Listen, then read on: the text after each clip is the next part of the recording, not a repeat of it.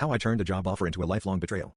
Sometimes, the people you trust the most end up being the ones who destroy everything. You'd think I'd have learned that by now, but it took a harsh reality check to make me realize just how deep betrayal can go.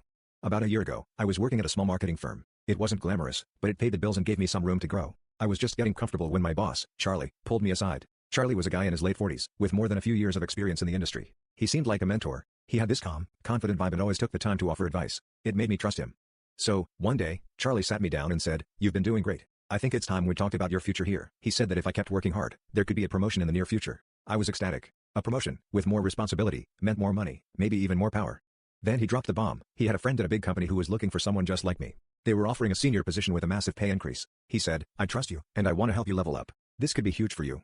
I was a little skeptical at first. Why would he offer me this job without even telling me about it first? But then he assured me it was the opportunity of a lifetime. "You're ready for this," he said. "Don't let fear hold you back." I felt like the luckiest guy alive. I handed in my resignation, and just like that, I had a shiny new job at one of the top marketing agencies in the city. Or so I thought.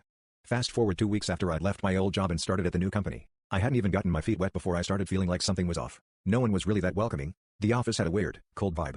My coworkers barely spoke to me, and the boss, who supposedly wanted me there, was nowhere to be found. Then, I got the email. It was from my old boss, Charlie. He said he was really sorry to hear that things were going so poorly at my new job, and that I had been misled by their team. Apparently, the company I was working for had no intention of actually hiring me. The position was a scam. Charlie went on to explain how he had orchestrated everything, the job offer, the interview, and even my resignation from the old job. He wasn't trying to help me. He was trying to eliminate his competition. The friend he had at the big company was him. Charlie had used me to fill a position at his own company, effectively replacing someone who had been pushing him for a promotion. It hit me like a ton of bricks. I'd been played, and worse, I had betrayed myself in the process. I confronted Charlie, furious. But the man had the audacity to act like it was all part of the plan. "I thought you'd be better off in the long run," he said. "You'll thank me eventually. You just don't see the bigger picture." He genuinely believed he was doing me a favor. That was the last straw. I spent the next week doing some digging. Turns out, Charlie wasn't just manipulating me. He'd been doing this to other employees for years, baiting them with fake job offers, getting them to leave their secure positions, and replacing them with people he could control. I filed a lawsuit. I reported him, and within a month, he was out of the company. It wasn't easy, but I got my justice. The company paid me a settlement, and I walked away with my dignity and a lesson I'll never forget. Now, I'm in a much better place. The company I'm with now is amazing. But I'll never forget the feeling of betrayal, and how the person I thought I could trust ended up being the one who almost ruined my career.